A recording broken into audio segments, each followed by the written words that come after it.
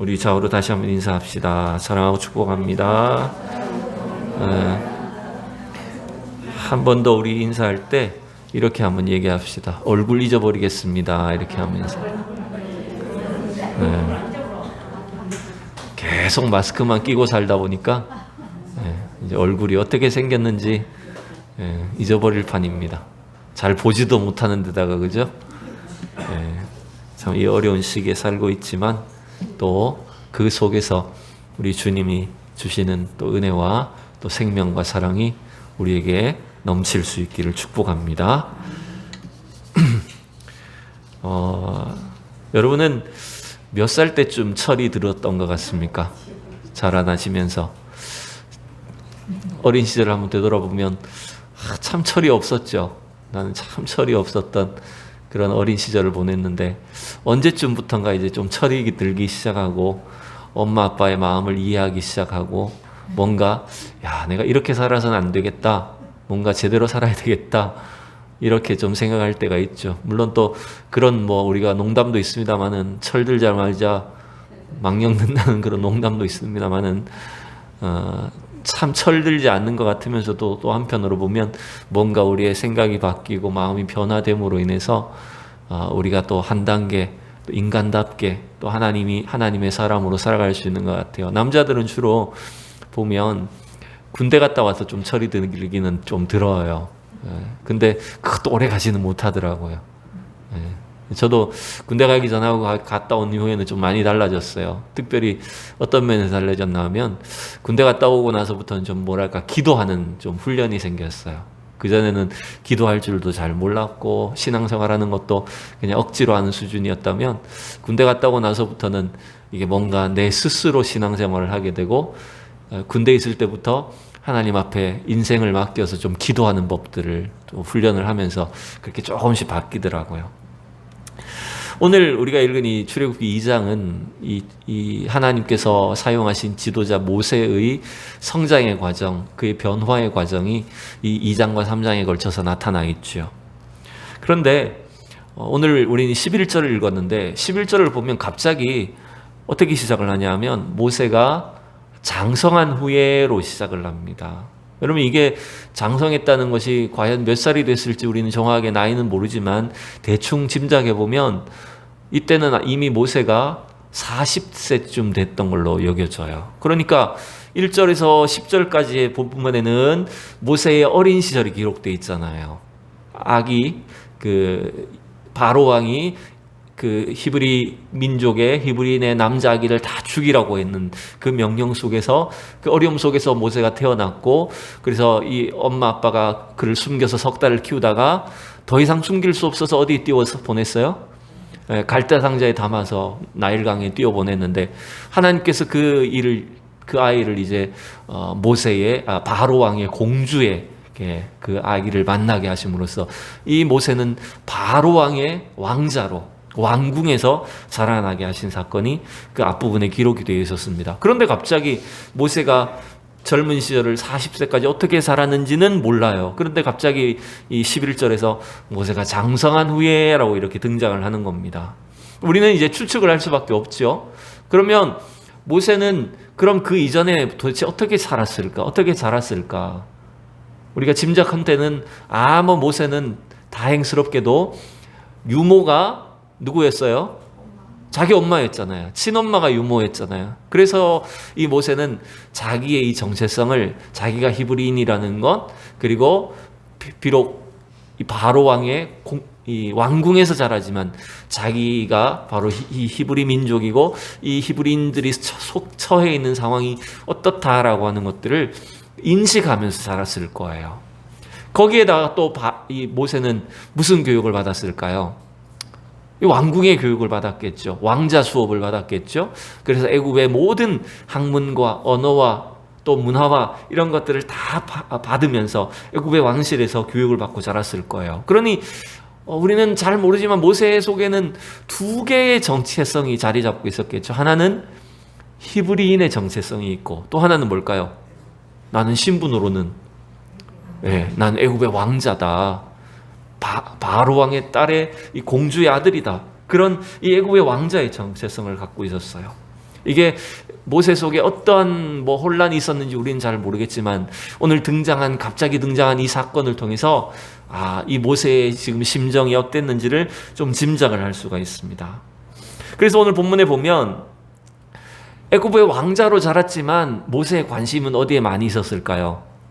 자기 동족들에게 관심이 많은 걸 볼 수 있죠. 그래서 이 본문을 11절을 가만히 살펴보면요, 이 모세가 관찰을 참 많이 해요.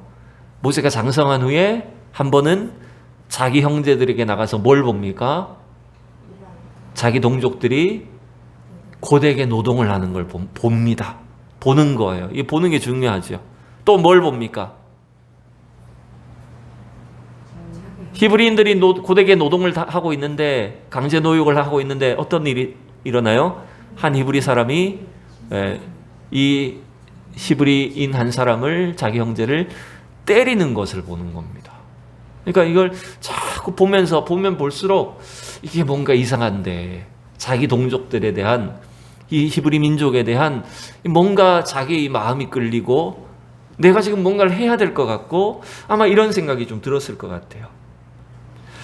그래서 이 모세는 자기 동족에 대한 이 관심이 점점 커져갔고 이 히브리인들이 당하고 있는 고된 노역과 부당하게 억압을 겪고 있는 사실에 대해서 자꾸 주목하기 시작했습니다. 그래서 아마 이 부당하게 매를 맞는 모습을 보고 좀 격분을 했던가 봐요. 그래서 이 모세가 그 다음에 지금 자막은 없지만 여러분 어떤 일을 벌여버립니까? 어떤 일을 벌입니까? 12절에 보면 어떻게 해요? 그 히브리 사람을 모세가 때려서, 애굽 사람을, 죄송합니다, 애굽 사람을 모세가 쳐서 죽이고 말았어요. 근데 그것도 모세는 아무도 모르게, 아마 이 히브리인으로서 모세는 자기 동족을 구해야 되겠다, 도와줘야 되겠다는 이런 마음이 있었던 것 같아요.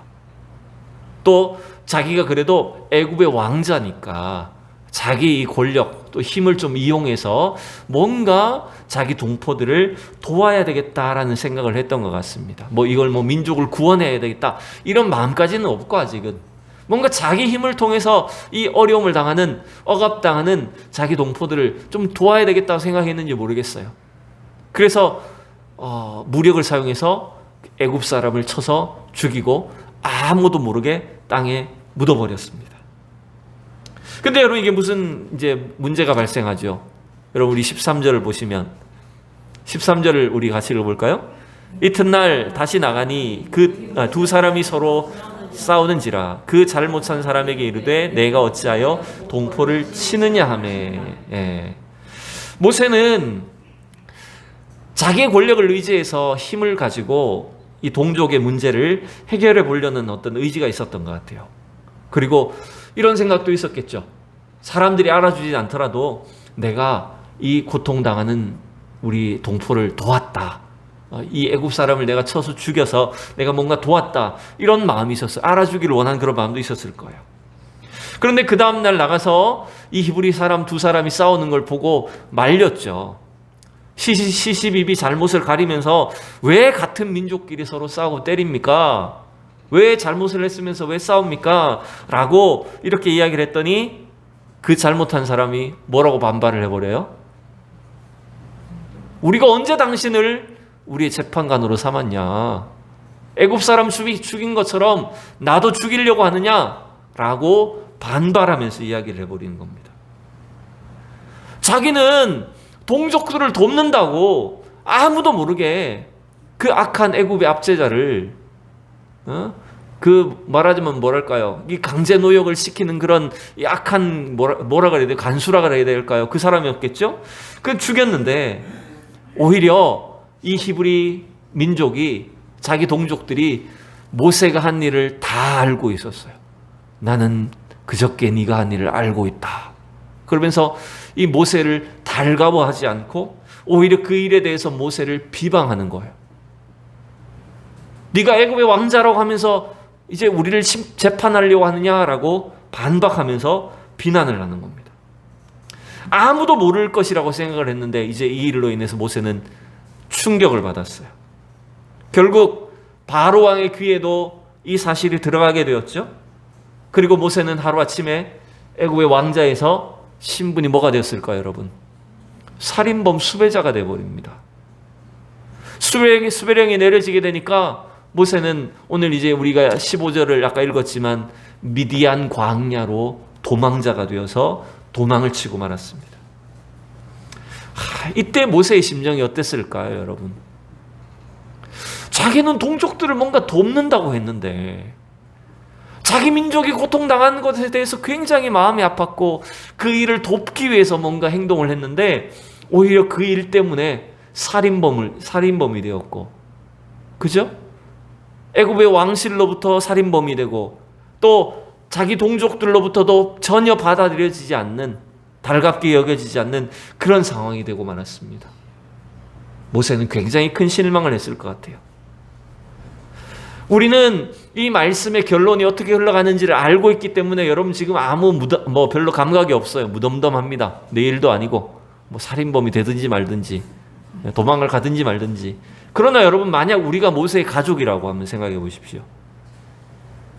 모세에 대해서 어떤 기대를 하고 있을까요? 모세의 가족들은, 특별히 모세의 어머니와 그 형제들은 하나님의 절묘한 은혜로 이 아기가, 죽어야 되는 운명이었던 그 아기가 어디에서 자라났어요? 왕궁에서 자랐어요. 그리고 그 아이에게 계속 심어줬어요. 너는 히브리인이야. 너는 장차 자라나서 우리 민족을 위해서 뭔가 일을 해야 돼. 그런 마음을 심어주고 이 모세에 대해서 엄청 큰 기대감을 갖고 기다리고 있었을 거예요. 이 아이를 통해서, 모세를 통해서 뭔가 우리 민족을 살릴, 우리 민족을 위한 뭔가 큰 일을 할 거다 기대를 했어요. 우리가 부모님들 그렇잖아요. 다 우리 아이들이 아기 때 자라날 때 보면 다 천재인 줄 알아요.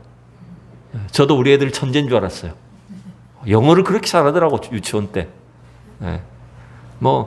엄청 공부를 잘하더라고, 어릴 때는. 그거 다 천재인 줄 알았어요. 그런데 여러분, 이렇게 기대했던 모세가 어떻게 돼버렸습니까? 갑자기 하루아침에 살인범이 되었고 수배령이 내려져서 이제는 다른 외국으로 숨어버렸어요. 행방불명이 돼버렸어요. 그러니까 이 부모의 입장에서, 가족의 입장에서 모세에 대해서 얼마나 실망스러웠을까요? 여러분, 이걸 가만히 이 장면을 놓고 생각해 보면 모세 개인의 인생도 그렇고 또 이스라엘 민족의 해방을 기대했던 사람들에게도 이 모세는 실패로 끝나버렸어요. 그의 개인의 인생도 실패자가 된 것처럼 보여요. 그러나 여러분, 우리가 지금 현재의 시점에서 보면 이것이 실패했고 끝이 났다, 더 이상 소망이 없다라고 여겨지는 그런 상황이지만 하나님은 결코 그렇지 않다는 걸 여러분 기억하셔야 됩니다. 하나님은 전혀 다르게 보고 계신다는 거예요.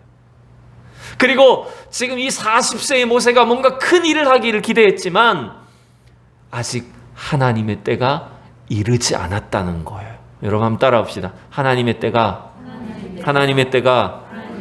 오지 않았다. 네, 하나님의 때가 오지 않았다는 거예요. 그래서 여러분, 이 모세의 생애에 대한 평가가 굉장히 다른 걸 우리가 발견을 하게 돼요. 제가 한번 말씀을 보여드릴게요. 히브리서 11장은 믿음장이잖아요, 그죠? 그래서 거기는 이 구약의 인물들이 믿음으로 살았고 믿음으로 뭘 했고 이게 쭉 나타나는데 모세에 대해서 이렇게 증언을 하는 걸 볼 수가 있습니다. 여러분, 우선 23절을 먼저 읽어봅시다. 시작. 믿음으로 모세가 낳았을 때에 그 부모가 아름다운 아이임을 보고 석 달 동안 숨겨 왕의 명령을 무서워하지 아니하였으며. 자, 여기까지는 맞잖아요. 맞죠? 우리 출애굽기 2장에서 모세가 태어났을 때 그 부모가 어떻게 했는지 그게 정확하게 이제 히브리서에도 그대로 표현이 되어 있어요. 근데 24절부터 이제 26절까지 볼 건데 이걸 한번 읽어보십시오. 과연 우리가 읽은 출애굽기 2장의 상황과 히브리서의 설명이 과연 맞는지를 한번 봅시다. 자, 24절부터 읽어볼게요. 믿음으로 모세는 장성하여 바로의 공주의 아들이라 칭함받기를 거절하고 25절 도리어 하나님의 백성과 함께 고난받기를 잠시 죄악의 낙을 누리는 것보다 더 좋아하고 26절 그리스도를 위하여 받는 수모를 애국의 모든 보화보다 더 큰 재물로 여겼으니 이는 상 주심을 바라봄이라. 아멘. 자, 우리는 신약만 놓고 보면 그래, 참 모세가 애굽의 이 바로 왕의 이 왕자 공주의 아들인 왕자의 신분, 애굽의 낙을 애굽의 그 모든 보화를 누리는 것을 기뻐하기를 원치 아니하고 자기 민족을 위해서 고난 받기를 선택했구나. 근데 출애굽기 2장의 상황을 놓고 보면 진짜 모세가 여러분 자기 스스로 바로 왕의 공주의 아들 되는 그 왕자의 칭함을 거절해버린 건가요? 자기 스스로 하나님의 백성과 함께 고난받기를 선택을 하고 죄악의 낙을 누리는 걸 포기한 건가요? 출애굽기 2장을 놓고 가만히 놓고 보면 히브리서 11장의 이 결론하고 설명하고는 뭔가 좀 앞뒤가 안 맞는 것 같아요. 이런 것들이 의외로 많습니다. 신구약 성경을 비교하다 보면 구약의 사건들을, 구약의 인물들을 설명하는 게 이 신약에서 뭔가 그 사건이 뭔가 좀 정확하지 않은 것 같아요. 근데 여러분, 이건 우리가 이렇게 생각하셔야 됩니다. 24절에서 26절에 나온 것처럼 모세가 그의 믿음이 지금 완벽하게 자라나서 그 자기의 애굽의 왕자 된 신분을 내려놓고 또 왕궁의 그 모든 보화와 즐거움과 낙을 거절하고 하나님 백성의 그 구원을 위해서 자기 스스로 이걸 선택했다라기보다는 그 모세의 믿음을 이끌고 가신 분이 하나님이라는 사실을 설명하고 있는 거예요. 그리고 우리의 믿음을 지금 이 40세의 모세의 이 상황에서 놓고 보면 부족한 상황이지만, 모세의 믿음이 부족하지만 하나님이 지금 이 히브리서 11장을 통해서 우리에게 가르쳐 주시는 것은 그 부족한 인간 모세를 통해서 하나님이 완성하신 믿음, 하나님께서 다듬으셔서 완성시키신 믿음은 바로 이런 것이다 라고 하는 것들을 설명하는 거예요. 예를 들어 여러분, 만약 진짜 이 성경 히브리서 11장 9절의 말씀처럼, 히브리서 11장의 말씀처럼 모세가 자기 스스로 모든 것들을 40세에 완벽하게 이렇게 믿음을 갖고 있어서 자기의 이 모든 권위와 애굽 왕자의 신분을 다 내려놓고 스스로 의협심에 넘쳐서 자기 백성들을 독립시키기 위해서 이렇게 싸우고 구원했다, 이렇게 된다면 그 모든 의는, 공로는 누구의 것이 되어버릴까요? 모세의 것이 됩니다. 그죠? 모세의 것이 되어버려요. 그런데 이렇게 그 부족한 모세였지만, 부족한 믿음의 사람이었지만 그를 완성시키셔서 이러한 하나님의 구원의 도구로 다듬으셨다라고 하는 것은 그 의와 공로는 누구의 것이란 말입니까, 여러분? 하나님의 것이란 뜻이에요. 여러분, 하나님이 저와 여러분을 구원하시고 우리의 믿음을 만들어 가시고 우리를 하나님의 도구로 사용하시는 것이 이와 같다고 저는 믿습니다. 아멘이 좀 약하시네. 네. 안 믿어지시나요? 우리의 이 현재의 시점을 보면 그래서요, 실망스러운 거예요. 이 출애굽기 2장의 모세의 모습을 보면 실망스러운 거예요. 아니 뭐 왕자라 그러더니 사람 때려 죽이고 그걸 숨기려다가 발각이 돼가지고 살인범의 누명은 아니죠. 살인범이 되어가지고 도망을 치고, 이런 사람이 어떻게 구원자가 되지? 뭔가 실망스러워 보이는 거예요. 그런데 여러분, 하나님은 자기가 택하신 백성들을 통해서 그 구원의 역사, 믿음을 완성시키셔서 하나님의 도구로 사용하시는 그 역사를 반드시 이루시는 분이라는 걸 여러분 믿어야 됩니다. 그게 우리가 창세기를 보면서도 계속 반복되었던 내용이었어요. 그래서 여러분, 오늘 우리의 현재의 삶에 일어나는 우리의 실수와 실패와 실망스러운 모든 일이 여러분 끝이 아니라는 걸 믿으시기 바랍니다. 절대 끝이 아닙니다. 지금 이게 끝이 아니라는 거예요.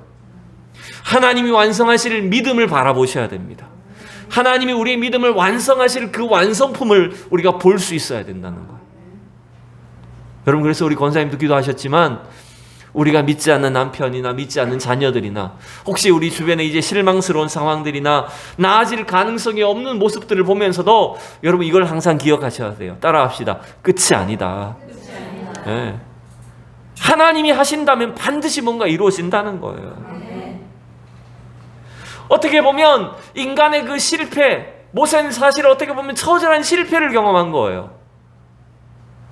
자기가 계획했던 미래, 그의 부모와 가족들이 기대했던 그 모세, 그것들이 다 깨어져 버리고 처절한 실패를 경험한 거예요. 한순간에 살인범이 되어버렸어요. 근데 여러분, 놀랍게도 하나님은 인간이 자기 자신의 어떤 힘과 능력으로 이루려고 하던 것들을 처참하게 깨어지게 하시고 오직 하나님만 의지해서 하나님을 경험함으로 말미암아 그를 하나님의 도구로, 하나님의 권능의 도구로 사용하신다는 거예요. 그게 지금 모세의 생애 속에 이루어지고 있는 과정이다라고 하는 걸 우리는 알 수가 있습니다. 그래서 현재의 모습만 놓고 보면 모세는 실패자고 끝난 사람처럼 보이지만 아니라는 거예요. 하나님의 계획은, 하나님의 훈련은 지금부터 시작이라는 거죠. 그래서 여러분, 이제 모세는 어디로 들어가게 됩니까? 아까 우리가 읽었던 15절에서는 모세는 이제 미디안 광야로, 미디안이라는 곳으로 숨어들게 됩니다. 거기서 이제 모세의 훈련이 시작이 됩니다.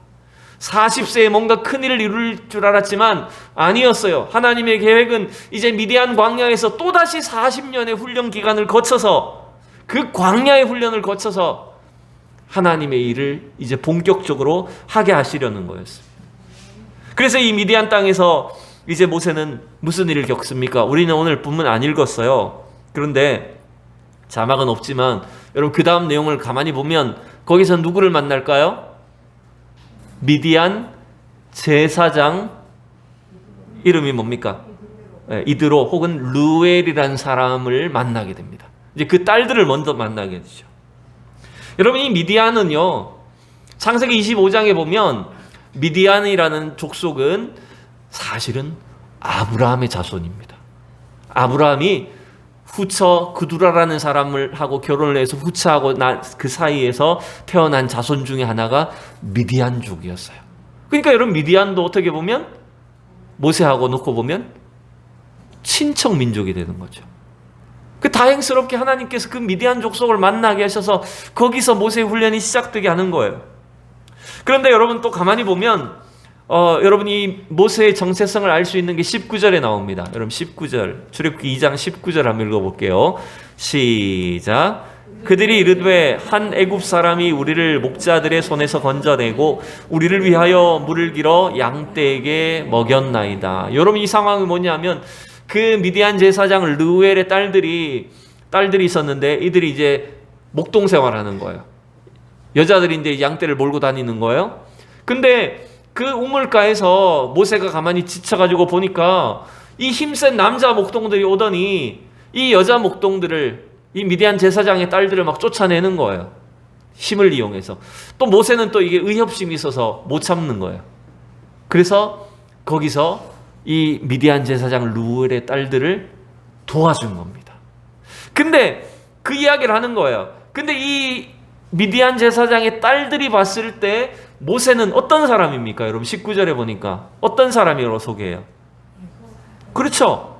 그들이 이르되 한 애굽 사람이 우리들을 그 나쁜 목자들의 손에서 건져내고 우리 양떼에게 물을 길어서 먹게 해줬습니다. 이 사람이 우리를 도와줬습니다. 라고 하면서 아버지한테 소개를 하는 거예요, 이게. 근데 여러분, 이거 가만히 보시면 모세를 미디안 사람의 입장에서 지금 보면 물론 외형이지만 뭐라고 표현했다고요? 애굽 사람이라고 표현했다는 거예요. 여러분, 이게 어쩌면 의미가 있다고 생각 들어요. 무슨 말이냐면 모세는 아까 얘기했듯이 40세가 될 때까지 두 개의 신분 정체성을 갖고 자란 겁니다. 그의 속마음에는 히브리 사람의 정체성은 있지만 그의 외형은, 그의 껍데기는 전부 다 뭐가 되어 있는 거예요. 지금 애굽 사람, 애굽 왕자로 자라난 거예요. 하나님은 지금 이 40년 미디안 광야의 훈련을 통해서 이제 뭘 하시려는 걸까요?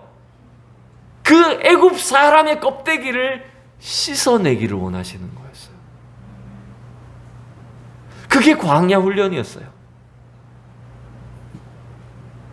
그의 성품은 자기 민족을 돕고 구원하고 억압당하는 자들을 뭔가 해방시켜주고 싶어하는 그런 성품들을 기본적으로 갖고 있었어요. 그렇지만 여전히 그의 외면은 애굽 사람의 모습을 그대로 갖고 있었어요. 그래서 하나님은 그 애굽 사람의 색깔을 빼내고 이제는 완전히 하나님께 붙잡혀 있는 하나님의 사람으로 그를 붙잡아서 사용하시고자 이 미디안에서 훈련하시는 거예요. 여러분, 이스라엘 백성들이 왜 바로 출애굽한 뒤에 가나안 땅으로 가지 않고 40년 광야 방황을 했을까요? 그 이유도 사실은 마찬가지입니다. 40년 방황을 한 이유도 이 모세가 미디안에서 40년을 보낸 것과 비슷한 거예요. 무슨 목적을 위해서? 뭘 빼내기 위해서일까요? 애굽을 빼내기 위해서라는 거예요. 몸만 애굽에서 나왔다고 히브리 사람이 아니라 그들의 마음속에 애굽을 빼내야 된다는 거였어요. 그 훈련이 이 광야에서 이제 모세에게 시작되는 거였어요. 여러분, 오늘 이 땅의 삶 속에서도 우리를 붙잡으시고 우리를 다듬으시고 사용하시는 이 하나님의 역사는 오늘도 동일하게 이루어지고 있는 줄로 믿습니다. 그런데 여러분, 인간 편에서 보면 이게 참 손해지요. 또 40년 훈련해야 돼요. 도대체 하나님 언제 이 이스라엘 백성들을 그 압제에서 구원하실까? 참 알 수가 없는 거예요.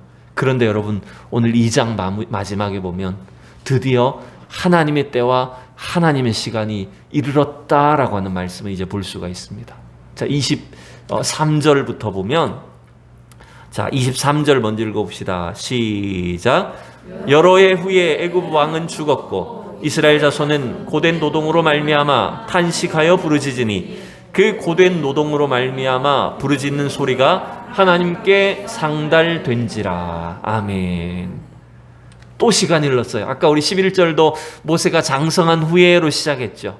그 기간이 아마 대략 한 40년이 걸렸을 것 같은데 23절에도 또 여러 해 후에라고 일정한 시간이 흘렀습니다. 이것도 아마 40년 정도 흘렀을 것 같아요. 그런데 그 기간 사이에 사실은 이스라엘 백성의 입장에서는 기대했던 모세도 사라졌고 아무런 변화도 일어나지 않는 것처럼 보였어요. 그리고 오히려 애굽 왕은 죽었지만, 모세를 기억하는 애굽 왕은 죽었지만 이스라엘 백성의 고통은, 강제 노동은 더 심해졌어요. 그래서 이스라엘 백성들이 어떻게 합니까? 하나님 앞에 그 고된 노동으로 말미암아 하나님께 부르짖고 탄식하고 하나님께 호소할 수밖에 없게 된 겁니다. 근데 사실은 그게 하나님의 때가 찼다는 거예요. 그래서 하나님 그 백성들의 고통, 신음소리를 들으셨어요. 24절, 25절 마지막으로 읽어봅시다. 시작. 하나님이 그들의 고통 소리를 들으시고 하나님이 아브라함과 이삭과 야곱에게 세운 그의 언약을 기억하사 하나님이 이스라엘 자손을 돌보셨고 하나님이 그들을 기억하셨더라. 아멘. 여러분, 하나님은 그 이스라엘 백성들의 신음과 고통 소리를 들으셨어요. 그리고 그들을 이제 기억하셨다. 그들과의 언약을 기억하셨다고 말씀하시는데, 여러분, 이건 중요한 건 이겁니다. 이스라엘 백성들이 기도했기 때문에 들으셨다라고 하는 것보다 여러분 더 중요한 것은 하나님의 언약의 때가 왔다는 게 중요한 거예요. 우리가 기도해서 물론 하나님이 우리에게 응답을 해주시지만 우리는 뭘 믿고 기도하는 거냐면, 내가 기도하기 때문에 하나님 들으신다라기보다 하나님은 반드시 그 약속을, 언약을 지키시는 분이다라는 사실을 믿고 기도하는 거예요. 그래서 우리는 기도해야 되는 거예요. 내가 이만큼 기도했으니까 하나님 이거 반드시 들어주셔야 돼 라고 하는 건 두 번째고요. 더 첫 번째는 뭐라고요? 하나님 뭘 기억하신다고요? 언약을 기억하신다고요. 그 언약의 때, 하나님의 때가 차면 반드시 그 일을 이루시는 분이시다라고 한 사실을 우리가 믿기 때문에 하나님 앞에 끊임없이 쉬지 말고 담대하게 여러분 기도해야 된다는 거예요. 물론 그때가 언제인지 우리는 정확히 알 수는 없죠. 자, 여러분 오늘 이 마지막 말씀을 통해서 하나님은 반드시 하나님의 약속을 지키시는 줄로 믿습니다. 여러분 그리고 24절에 그의 언약을 기억하사 그랬고, 이거는 기억한다는 말이에요. 근데 이것도 여러분 이거 잘 기억해야 돼요. 하나님이 뭔가 잊어버렸다가 어이구 잊어버렸네 기억했다 이런 말이 아니에요. 하나님 절대 잊지 않으시는 분이십니다. 하나님 때가 이르러서 그 언약 약속을 지키실 때가 되었다는 말이에요. 근데 또 25절에 또 기억하셨다는 말이 있잖아요. 24절도 기억했다, 25절도 기억했다고 되어 있는데 이게 번역이 좀 달라서 그런데 25절에 기억했다는 말은 이런 번역이 더 적당합니다. 하나님이 그들을 아셨다, 헤아리셨다 이런 말이에요. 하나님 우리를 알고 계시다는 거예요. 여러분 그래서 오늘도 우리가, 제가 예배 시작하기 전에도 우리 권사님하고 그런 얘기했는데, 야, 이 코로나가 과연 어떻게 될지, 언제 이것이 끝이 날지, 하나님 뜻이 무엇인지 우리가 참 어렵고 답답한 상황이 되었습니다. 하지만 여러분 우리는 이 오늘 출애굽기 2장의 이 약속의 말씀처럼 반드시 하나님의 때에 하나님의 방법으로 우리를 구원해 주시고 인도해 주실 줄로 믿습니다. 비록 우리 인간의 시간으로 놓고 보면 언제 하나님의 뜻이 있을지 답답하고 막연하기 짝이 없지만 여러분 그러나 하나님은 하나님의 방법으로 하나님의 때에 반드시 그 일을 이루어 주시는 분이시다라고 한 사실을 믿고 여러분 실망하지 않고 절망하지 않고 담대하게 믿음으로 기도하며 주님 앞에 나아가는 우리 모두가 될 수 있기를 진심으로 축원합니다. 기도하겠습니다.